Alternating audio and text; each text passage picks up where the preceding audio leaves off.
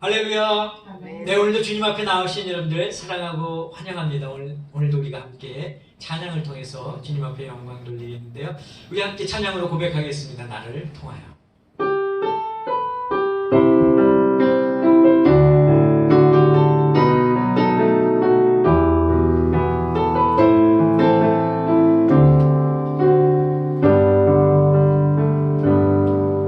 지금 서 있는 이곳에서 높임을 받으소서.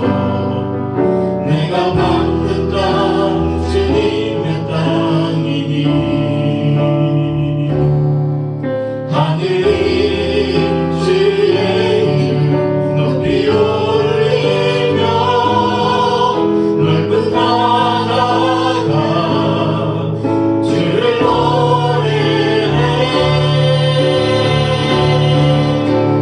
모든 맘들 주를 경배해 모든 입술 주를 찬양해 천지를 만드신 만물의 통치자 높임을 받으소서. 내 평생에 주의 이름 높이며 어느 곳에서든지 주님을 예배하리라. 내가 받는 모든 땅과 토지에 영광이 선포되어야 하리. 찬양하며 주님을 예배할 때 하늘 가득한 주의 영광 보리라. 나를 통하여 나의 입술을 인하여 주의 이름 높임을 받으소서. 내 평생을 주의 이름 높이며 어느 곳에서든지 주님을 예배하리라. 내가 받는 모든 땅과 토지에 영광이 선포되어야 하리. 찬양하며 주님을 예배할 때 하늘 가득한 주의 영광 보리라. 나를 통하여 나의 입술을 인하여 주의 이름 높임을 받으소서. 나를 통하여 나의 입술을 인하여 주의 이름 높임을 받으소서.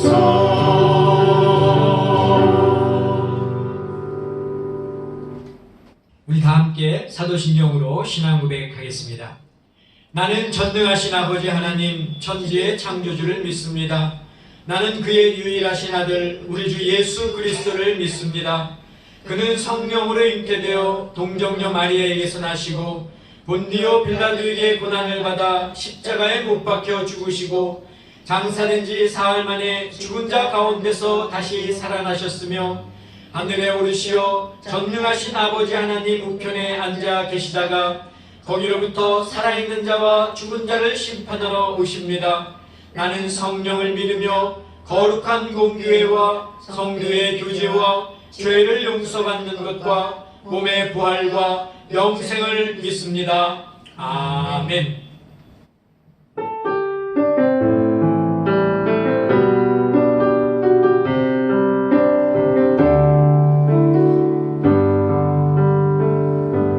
모든 능력과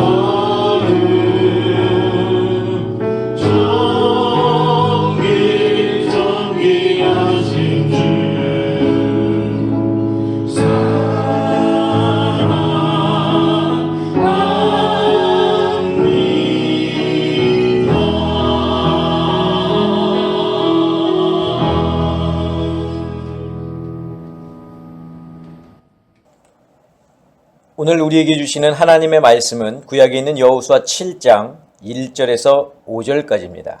제가 봉독하겠습니다. 이스라엘 자손들이 온전히 바친 물건으로 말미암아 범죄하였으니 이는 유다 지파 세라의 증손 삽디의 손자 갈미의 아들 아간이 온전히 바친 물건을 가졌습니다. 여호와께서 이스라엘 자손들에게 진노하시니라.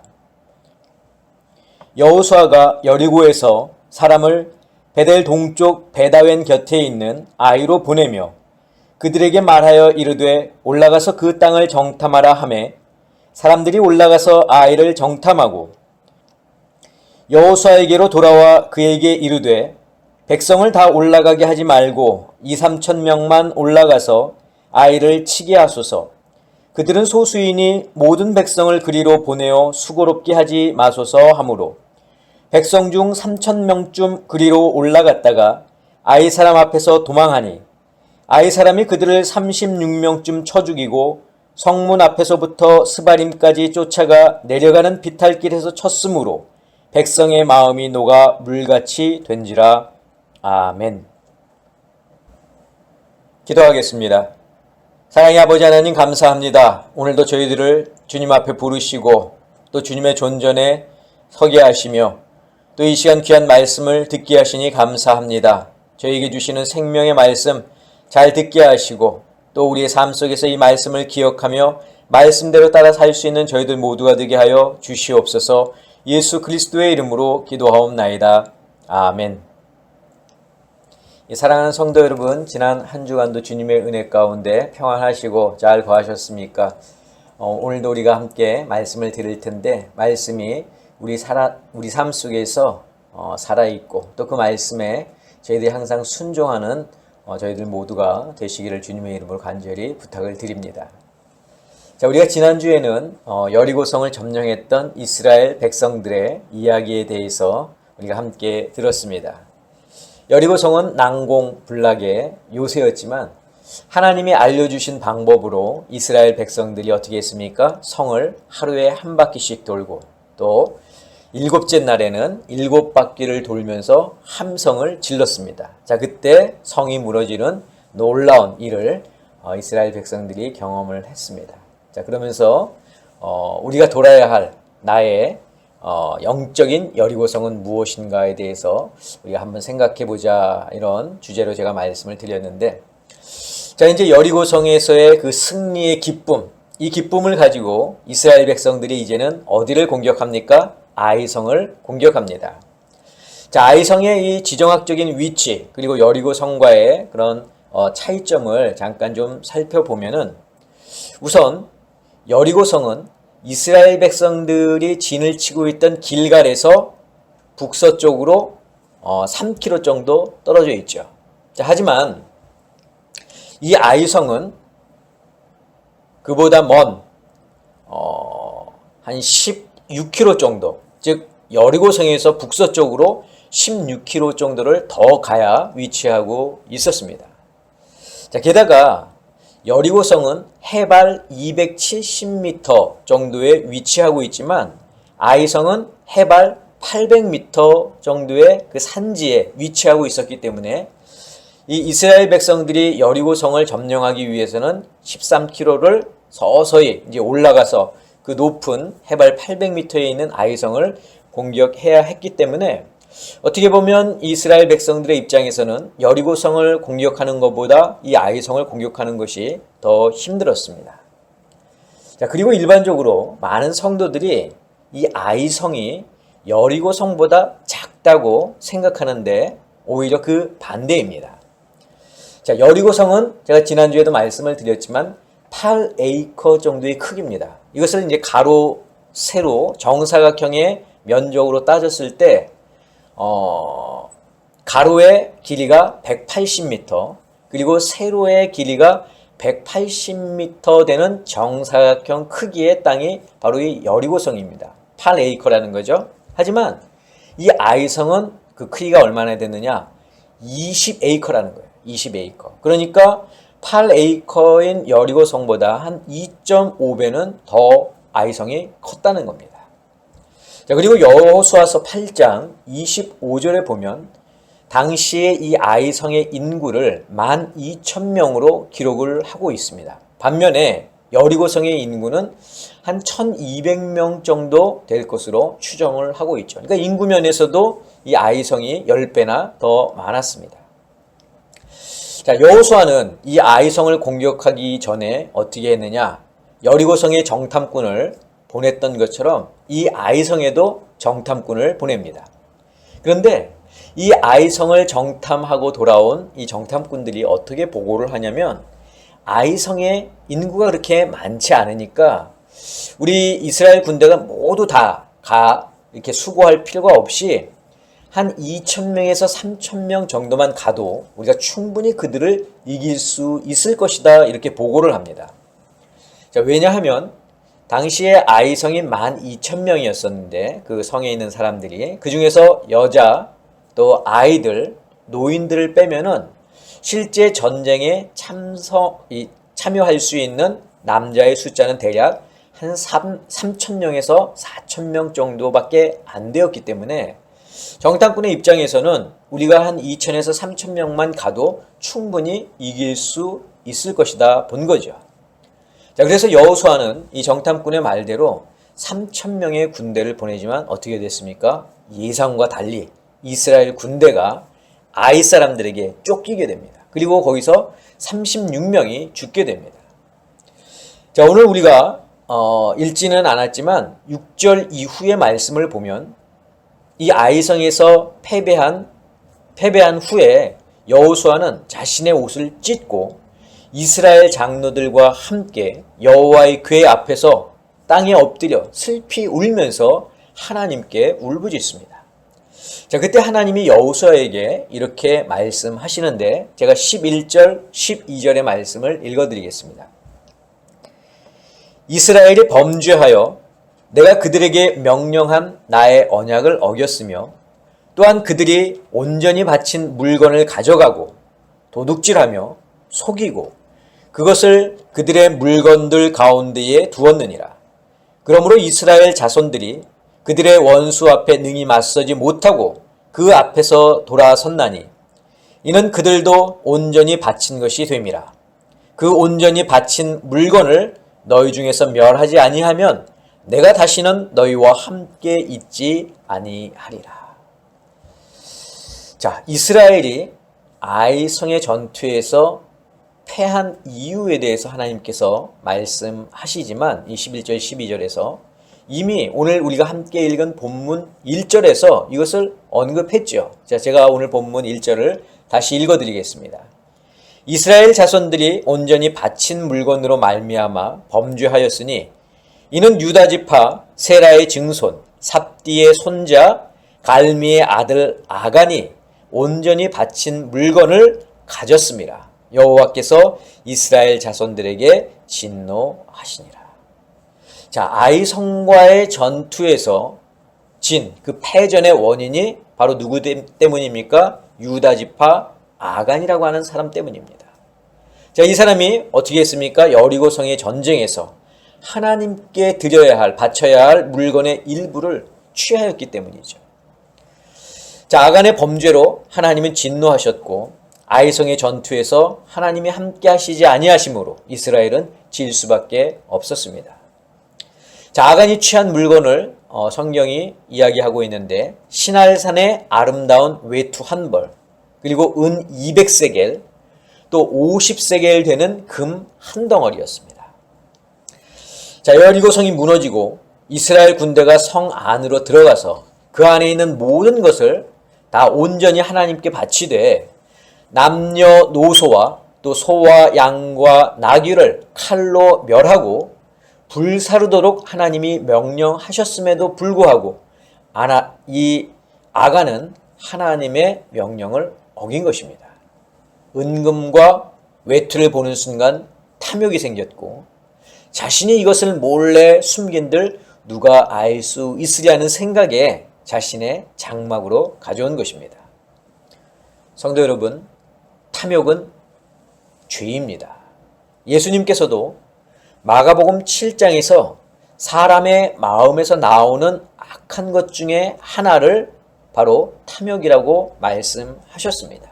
그런데 이 탐욕보다 더 큰 죄는 무엇이냐? 바로 하나님의 말씀을 어기는 것입니다.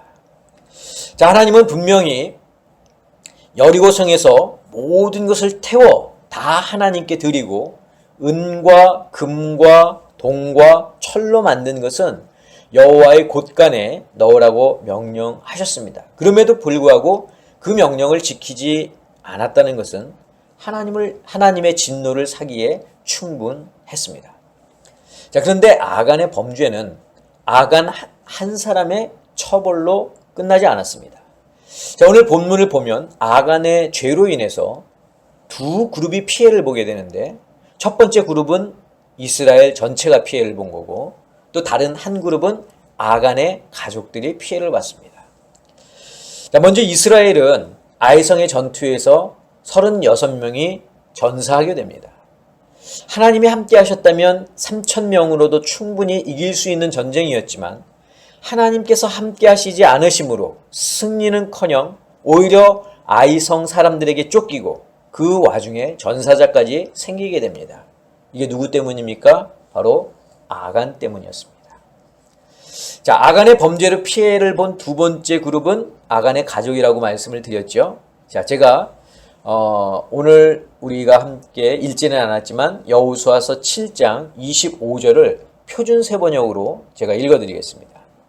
여호수아가 말하였다. 너는 어찌하여 우리를 괴롭게 하느냐? 오늘 주께서 너를 괴롭히실 것이다. 그러자 온 이스라엘 백성들이 그를 돌로 쳐서 죽이고 남은 가족과 재산도 모두 돌로 치고 불살랐다. 여러분, 여호수아가 이렇게 아간과 그의 가족 그리고 재산들을 모두 돌로 치고 불사른 이유가 무엇 때문입니까? 바로 하나님께서 15절에서 그렇게 하라고 명령하셨기 때문에 그랬습니다. 자, 왜 하나님은 아간이 범죄한 일로 인해서 그의 가족들까지 죽이도록 하셨는지 우리는 정확하게 알 수가 없습니다. 어쨌든 아간 한 사람의 범죄로 말미암아 그의 가족들까지 화를 당하는 그런 일이 발생을 하게 된 겁니다. 자, 결국 아간 때문에 이스라엘 백성들의 36명이라고 하는 전사자가 생겨나고 또 그의 가족들까지 함께 돌로 또 죽임을 당하는 일이 발생하게 되는데, 자, 여기서 우리가 이제 함께 생각할 것은 무엇이냐? 하나님의 말씀에 우리가 어떻게 순종할 것인가라는 겁니다. 자, 지난주에 본문을 우리가 좀 잠깐 좀 또 살펴볼 텐데, 자, 여호수아 6장 18절에서 19절을 제가 읽어드리겠습니다. 너희는 온전히 바치고 그 바친 것 중에서 어떤 것이든지 취하여 너희가 이스라엘 진영으로 바치는 것이 되게 하여 고통을 당하게 되지 아니하도록 오직 너희는 그 바친 물건에 손대지 말라. 은금과 동철, 기구들은 다 여호와께 구별될 것이니 그것을 여호와의 곳간에 드릴지니라. 자, 한 곳을 더 보겠습니다. 여호수아서 6장 20절 21절입니다. 이에 백성들은 외치고 제사장들은 나팔을 불매 백성이 나팔 소리를 들을 때에 크게 소리질러 외치니 성벽이 무너져 내린지라. 백성이 각기 앞으로 나아가 그 성에 들어가서 그 성을 점령하고 그 성 안에 있는 모든 것을 온전히 바치되 남녀노소와 소와 양과 나귀를 칼날로 멸하니라. 자, 이 두 곳의 말씀을 보면 하나님께서 지금 이스라엘 백성들에게 명령하신 것이 두 가지라는 것을 우리가 알 수 있습니다. 첫째는 무엇입니까?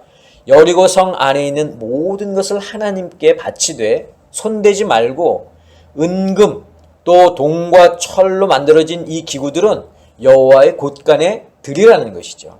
자, 아간이 바로 하나님의 이 명령을 어겨서 죽게 된 겁니다. 하나님의 것을, 구별된 하나님의 것을 가로챘기 때문에 그렇죠. 그리고 그 사실을 숨기고 있었고, 그래서 하나님의 진노를 사게 된 것이옵니다. 자, 하나님의 두 번째 명령은 무엇입니까? 여리고 성 안에 있는 모든 것을 하나님께 온전히 바치되 남녀노소와 소와 양과 나귀를 칼날로 멸하라는 것입니다. 여러분, 우리가 이성적으로 생각했을 때 가축들을 죽이라고 하는 것은 별 무리가 없어 보입니다. 하지만 남녀노소를 막론하고 모두 죽이라는 말은 선뜻 이해를 할 수 없습니다.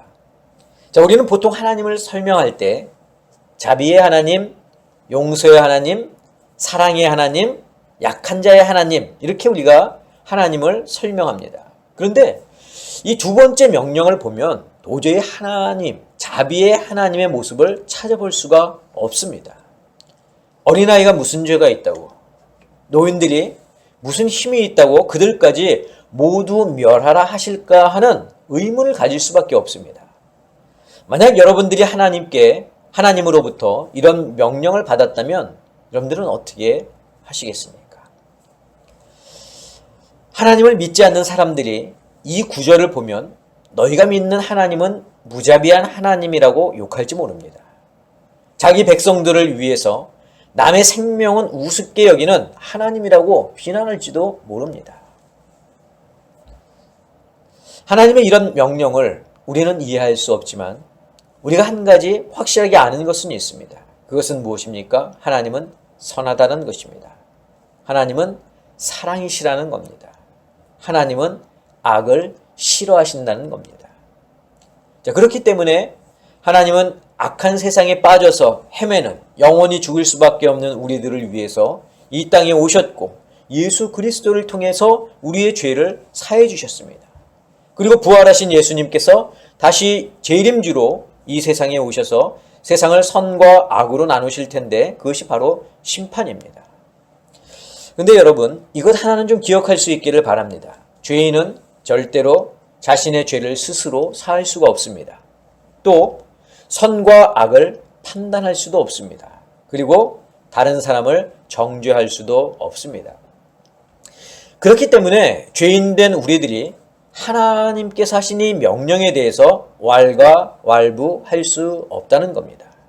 무자비한 하나님이라고, 생명을 우습게 여기는 하나님이라고 우리가 하나님을 판단할 수 없다는 겁니다.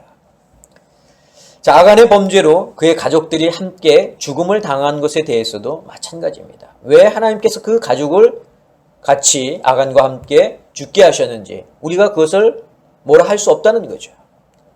욥의 자녀들이 모두 죽음을 당했습니다. 그 이유에 대해서도 유대 베들레헴의 2살 난 남자 아이들이 무참히 헤롯의 군인들의 칼에 죽은 것도 왜 하나님은 그것을 가만히 보고만 계셨느냐? 뭐라 할 수 없다는 거죠.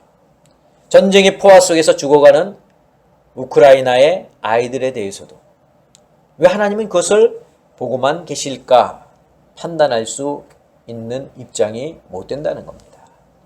다만 왜 그들이 고통을 당하는지 질문은 할 수 있겠죠. 그들에게서 어려움이 속히 떠나가도록 기도할 수는 있을 겁니다. 이러한 모습들을 보면서 우리의 마음은 아프겠지만 그 속에서 선하신 하나님의 뜻을 기다리는 것이 우리가 할 수 있는 최선의 방법입니다. 사랑하는 성도 여러분, 하나님의 뜻과 계획과 방법을 우리의 머리로 이해하려 하지 않기를 바랍니다. 우리의 생각과 지식으로 하나님을 판단하지 않기를 간절히 바랍니다. 자, 하나님은 이 아간의 범죄 사건을 통해서 우리에게 아주 중요한 말씀을 하고 계십니다. 자, 앞에서도 함께 보았지만 제가 여호수아서 7장 11절 12절의 말씀을 다시 한번 읽어드리겠습니다. 이스라엘이 범죄하여 내가 그들에게 명령한 나의 언약을 어겼으며 또한 그들이 온전히 바친 물건을 가져가고 도둑질하며 속이고 그것을 그들의 물건들 가운데에 두었느니라. 그러므로 이스라엘 자손들이 그들의 원수 앞에 능히 맞서지 못하고 그 앞에서 돌아섰나니 이는 그들도 온전히 바친 것이 됨이라. 그 온전히 바친 물건을 너희 중에서 멸하지 아니하면 내가 다시는 너희와 함께 있지 아니하리라. 자, 좀 내용이 길고 우리가 쉽게 좀 이해할 수 없는 부분인데 그래서 제가 빠른 이해를 돕기 위해서 이 부분을 공동 번역으로 다시 한번 읽어드리겠습니다. 여러분들 한번 잘 들어보시기를 바랍니다. 이스라엘은 죄를 지었다. 내가 분부한 지시를 어기고 부정한 것을 가졌다. 그리고 그것을 훔쳐다가 자기 행랑에 숨겨두었다. 그리하여 저희들이 스스로 부정한 것이 되었다. 이스라엘 군이 원수들과 맞설 수 없게 된 것은, 원수들에게 등을 보이게 된 것은 그 때문이다. 너희 가운데에서 그 부정한 것을 치워버려라. 그렇지 아니하면 다시는 내가 너희와 함께하지 아니하리라. 하나님이 지금 무엇을 말씀하고 계십니까? 너희 중에서 부정한 것을 치워버리라는 거예요. 그렇지 않으면 내가 너희와 함께하지 않으시겠다는 겁니다.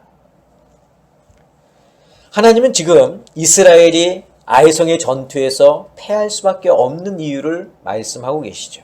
그 이유는 이스라엘이 하나님의 명령을 어김으로 해서 스스로 부정하게 되었기 때문입니다. 그들이 스스로 부정하게 되었기 때문에 이번 전쟁에서 하나님이 함께하지 않으셨다는 겁니다. 그리고 이스라엘이 그 부정한 것을 치워버리지 않으면 다시는 내가 너희와 함께하지 않으시겠다는 겁니다. 예수님은 분명히 제자들에게 이렇게 승천하시기 전에 말씀하셨습니다. 내가 세상 끝날까지 너희와 항상 함께 있으리라. 하나님은 여호수아에게도 또 그 전에 또 아브라함에게도 또 그 이후에 이스라엘 백성들에게도 함께 하시겠다고 분명히 말씀하셨습니다. 그러나 여러분, 이 말씀은 우리가 주님과 동행할 때란 전제가 따를 때 가능한 것입니다. 아간처럼 하나님의 말씀을 어기며 부정한 삶을 산다면, 그러면서 주님이 우리와 함께 동행할 것이라는 생각을 가진다면 여러분, 그건 큰 착각입니다. 사랑하는 성도 여러분, 여러분들의 삶 속에서 하나님이 나와 함께하지 않으신다는 생각이 혹시 드십니까? 그렇다면 여호수아서 7장 12절의 말씀을 기억하시기 바랍니다. 너희 가운데에서 부정한 것을 치워버려라. 그렇지 아니하면 다시는 내가 너희와 함께하지 아니하리라. 우리가 부정한 것을 가지고는, 또한 우리가 스스로 부정한 자가 되어서는 결코 하나님과 함께 할 수 없음을 여러분들 기억하시기를 바랍니다. 그래서 예수님은 마태복음 5장 30절에서 이렇게 말씀하셨습니다. 또한 만일 내 오른손이 너로 실족하게 하거든 찍어내버리라. 내 백체 중 하나가 없어지고 온 몸이 지옥에 던져지지 않는 것이 유익하니라. 어떻게 보면 너무나 극단적이고 무서운 말씀일 수 있지만 왜 예수님께서 이렇게까지 말씀하시는지 우리는 기억할 필요가 있습니다. 결국 우리에게 요구되는 것은 우리가 부정한 자가 되지 않도록 노력하는 것입니다. 하나님께 합한 자가 되기 위해서 열심을 내는 것입니다. 저는 그 일을 위해서 우리 아름다운 교회 성도 여러분들이 서로 함께 기도하고 또 권면하고 협력하는 저희들 모두가 될 수 있기를 주님의 이름으로 간절히 축원합니다. 기도하겠습니다. 사랑의 아버지 하나님, 오늘 말씀을 볼 때에 하나님께서 우리와 함께하지 않으시는 이유에 대해서 너무나도 정확하게 가르쳐 주시니 감사합니다. 우리가 부정한 자가 되어서는 하나님이 결코 우리와 함께 하실 수 없음을 저희들이 믿사오니 우리의 삶 속에서 온전히 우리가 부정한 자가 아니라 주님의 뜻에 합한 자가 되기 위하여 수고하고 노력하고 애쓰며 하나님의 말씀에 순종할 수 있는 저희들 모두가 될 수 있도록 주님 도와 주시옵소서.